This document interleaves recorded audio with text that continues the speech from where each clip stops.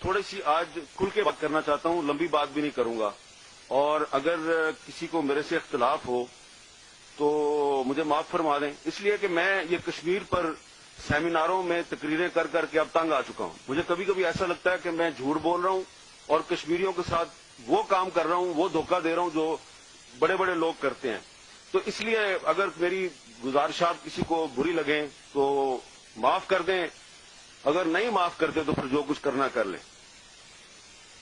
بات دراصل یہ ہے کہ یہ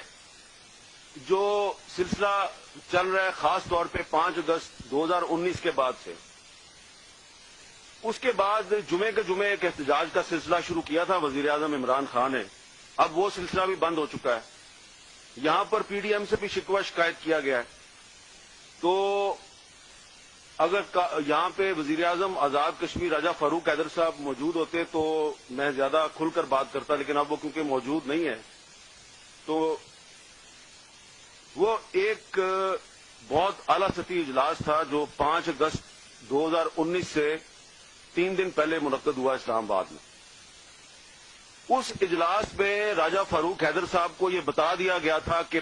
اگلے 2-3 دن میں مقبوضہ جموں کشمیر میں کیا ہونے والا ہے۔ اس میں 370 کی بھی بات ہوئی، اس میں 35A کی بھی بات ہوئی، لیکن راجہ صاحب نے جو بتایا، جو کہا کہ جناب اس کو کاؤنٹر اس طریقے سے کرنا چاہیے، تو ان کی بات نہیں مانی گئی۔ تو میری اب گزارش ہے راجہ فاروق حیدر صاحب سے کہ ویسے بھی آپ کی حکومت کی مدت پوری ہونے والی ہے، تو تھوڑی ہمت کریں، آپ اصلی کشمیری بنیں، ذرا قوم کو بتا دیں کہ اس اجلاس میں کون کون موجود تھا، آپ کو کس نے کیا بتایا اور آپ نے کیا جواب دیا، تاکہ پتہ چلے کہ یہ کوئی اچانک نہیں ہوا سب کچھ، یہ پہلے سے ہمیں پتا تھا، ہمارے ارباب اختیار کو پہلے سے پتا تھا کہ مقبوضہ جموں کشمیر میں بھارت کے عزائم کیا ہے، وہاں پہ 370 بھی سسپینڈ ہونے والا ہے، وہاں پہ 35A بھی ختم ہونے والا ہے، اور ان کا منصوبہ کیا ہے۔ اور اس کے بعد جب وہ ہو گیا تو پھر آپ نے دیکھا کہ آپ کی فورن پالیسی جو ہے وہ جس طریقے سے ناکام ہوئی، اس کا ذکر یہاں پہ ہوا ہے۔ اب آ جائیں پی ڈی ایم پہ۔ پی ڈی ایم نے 20 ستمبر 2020 کو ایک اے پی سی کے بعد ایک اعلامیہ جاری کیا۔ اس اعلامیے میں انہوں نے کشمیر کے ساتھ اظہار یکجہتی تو کیا، لیکن ساتھ ہی ساتھ انہوں نے ایک اور جو کلاس تھی اس میں گلگت بلتستان کے حوالے سے جس طریقے سے انہوں نے بات کی، تو ایسے لگ رہا تھا کہ یہ بھی ایک ڈکٹیٹڈ قسم کا وعدہ جو ہے وہ شامل کر رہے ہیں، کیونکہ آپ کے آئین کا جو آرٹیکل 257 ہے وہ یونائٹڈ نیشنز کی ریزولوشن کی بات کرتا ہے کہ یونائٹڈ نیشن کی ریزولوشن کی روشنی میں مسئلہ کشمیر حل ہونا چاہیے۔ تو ایک طرف تو ہماری حکومت جو ہے وہ مشرف دور سے آؤٹ آف باکس سولوشن تلاش کر رہی ہے، انہوں نے بھی اس کی خلاف ورزی کی۔ دوسری طرف جو پی ڈی ایم کی 2 جماعتوں نے جس طریقے سے الیکشن مہم چلائی گلگت بلتستان کے انتخابات میں کہ ہم گلگت بلتستان کو صوبہ بنائیں گے جی پاکستان کا، آپ بالکل گلگت بلتستان کے آئینی حقوق کی بات کریں، آپ ان کے رائٹس ان کو ضرور دیں، لیکن جس طریقے سے آپ نے وہ کمپین چلائی تو UN ریزولوشن کی تو دھجیاں بکھیر دیں آپ نے بھی، حکومت نے بھی اس کی پرواہ نہیں کی، حکومت بھی وہی کام کر رہی ہے۔ وزیر اعظم صاحب جا کے وہاں پہ اعلان کر رہے ہیں کہ میں اس کو صوبہ بناؤں گا، اور اپوزیشن کی 2 پارٹیاں بھی یہی اعلان وہاں پہ کر رہی ہیں۔ تو اس لحاظ سے دیکھا جائے تو حکومت اور اپوزیشن کی 2 بڑی پارٹیوں نے جو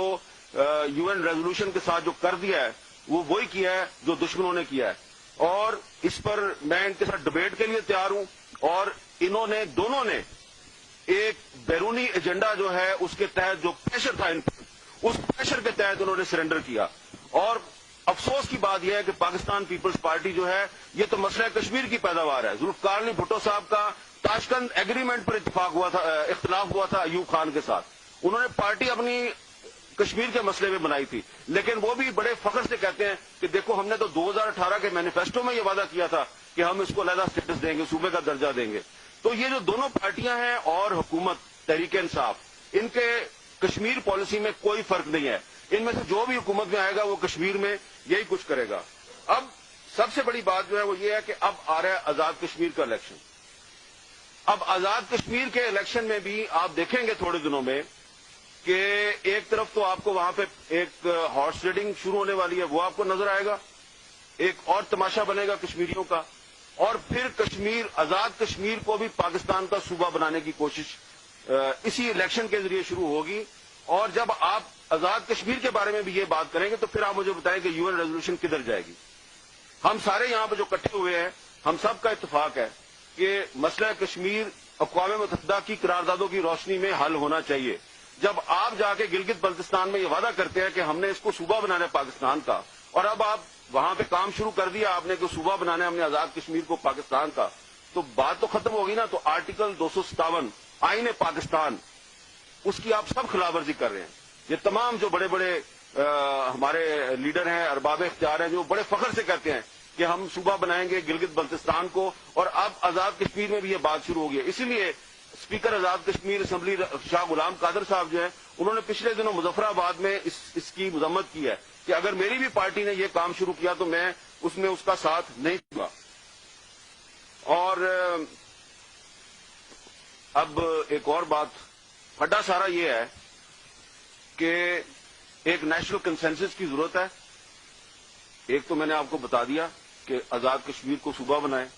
ایک تو اس پہ کنسنسس کروانا ہے. جیسا کہ پہلے ایک میس میں سب کو بلا کے تو گلگت بلتستان پہ بھی کنسنسس ہو گیا تھا، بجائے کہ پارلیمنٹ میں کنسنسس کریں آپ کسی کے میس میں جا کے کنسنسس کر لیتے ہیں. اور اب ایک اور کنسنسس جس کی ضرورت ہے وہ یہ ہے کہ وہ پرویز مشرف کے دور میں جو فارمولہ تھا کہ لائن آف کنٹرول کو مستقل بارڈر بنا کر یہ مسئلہ ہی ختم کر دیا جائے، اب انہوں نے اس پہ کنسنسس کروانا ہے.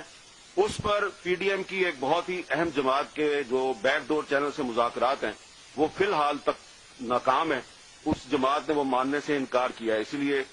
بڑا شدید ہو گیا ہے. لیکن اگر 5 فروری کو جیسا کہ